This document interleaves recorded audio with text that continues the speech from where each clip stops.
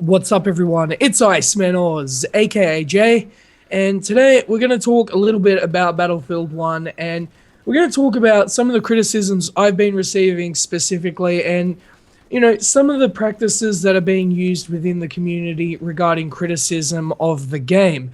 Alongside me, I got Lucas Gaming, and we were talking about this, and it was some pretty interesting discussions, so we decided to record it and pretty much make it official. What's up, Lucas? Not much. Just bloody hot here, man. We've had like a mini heat wave today. It's terrible. Right. It's the opposite here. It's winter, so I'm sitting in boiled soup right now. yeah, I see. Well, okay, Lucas. Let's go over this. So, recently, if you've been following my channel, you all know that I got quite a bit of criticism and some hate regarding my opinion of Battlefield 1 and of the netcode. Okay, the criticism was that because my internet was bad, quote unquote, even though I can stream at 1080, 60 FPS, but okay, my internet is bad. The criticism was that my connection just was bad to the servers because I'm in Australia and the servers are obviously in the US and Europe. However, Lucas can attest for me right now, right, that you are having the same issues even on European servers. You're getting the same latency tag on the top right screen as well, right? Yeah, I mean, I don't really understand the defense people are putting into it. Right, I'm gonna say it straight out. I'm not using an excuse. Yes, it's an alpha, but, and this is a big but. This is a PH fat but. That any game, alpha or otherwise, including Battlefield 4, that requires a separate development cycle parallel to the release of a retail version or the continued development of retail version has issues. And any game that requires visual confirmation in the form of symbols on the right hand of the screen that is telling you that you've got latency issues, packet loss issues, therefore you're losing data towards the client server and the information coming back to your computer, and you're getting latency issues, packet loss issues, and hit problems as a result, has a problem. Yeah, there's no other game I can think of that gives you visual cues that that's got problems, that you're actually experiencing problems. It's very odd. And the biggest thing that gets me is that people are still defending this. Well, I think the biggest problem is, like you stated, it's like we had to go through a whole new redevelopment of the game through the CTE, and people are praising that. And I understand that it's good that they're trying to make up for the mistake, but the problem is these mistakes shouldn't happen in the first place. And also, I want to point out one thing. I want to point out one thing regarding personal attacks on me. The hit registration was shoddy at EA Play. That needs to be noted. And many YouTubers have pointed it out. But when I do it, I get hate because a lot of people out there want to justify their pre-orders. And I've seen some people who are big supporters of me previously just completely turn on me because I'm telling them the truth. And I said this on my live stream yesterday, but it's like, don't people want the truth? I mean, if we look at it, there are so many YouTubers in the Battlefield community who are just paid off.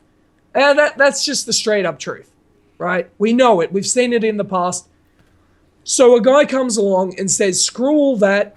Let's be honest about this. Let's assess the problems. Let's not, let's actually point out the problems to DICE so they can fix them. Let's make some uncomfortable predictions about the next release of the game, even though, you've got empirical evidence to back it up. Of course, you're wrong, right. Of course, yeah. Yeah, but screw that. You're just wrong because screw your internet. Yeah. That's the answer. Or I haven't played the alpha. Look, the alpha's over, Lucas. We can say it.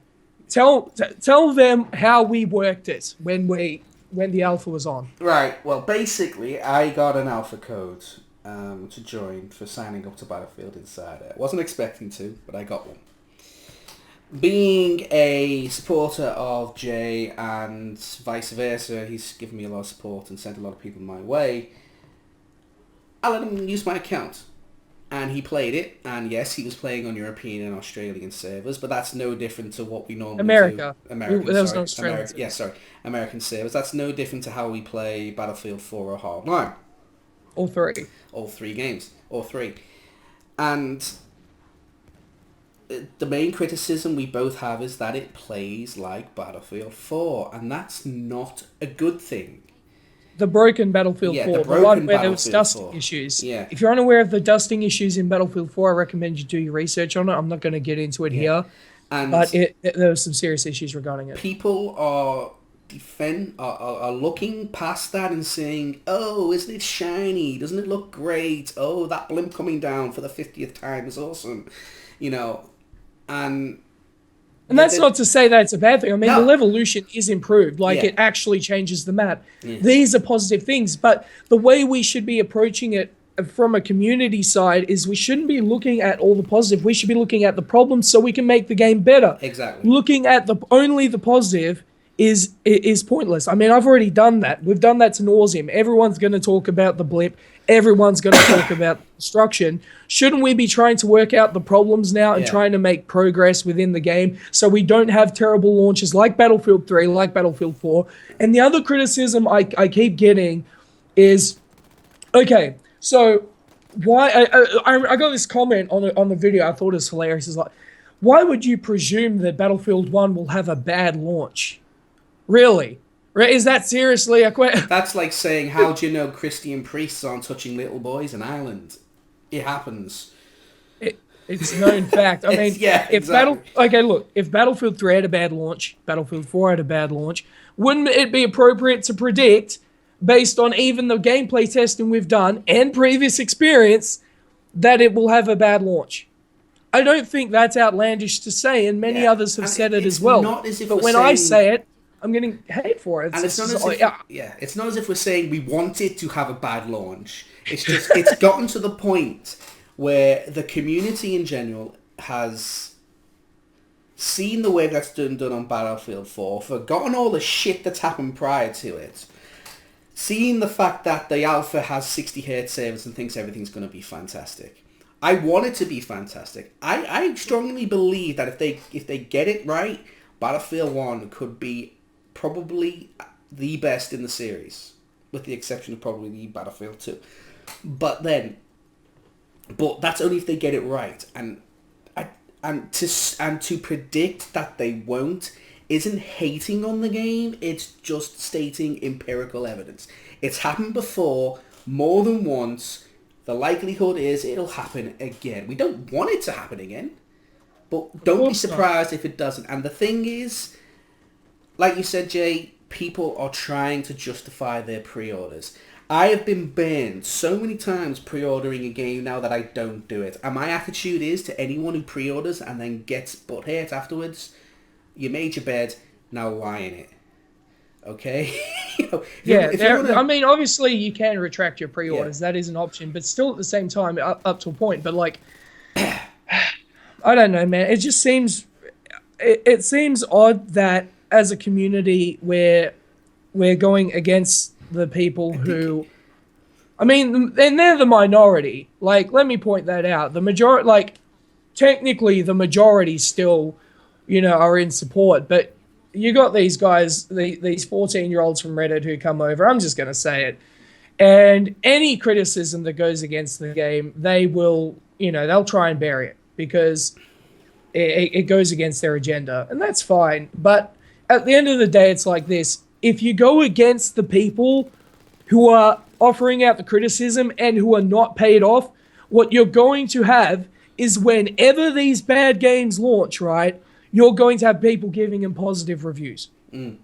And you're also going to get to the point where you'll go, I wish somebody had told me this. Right.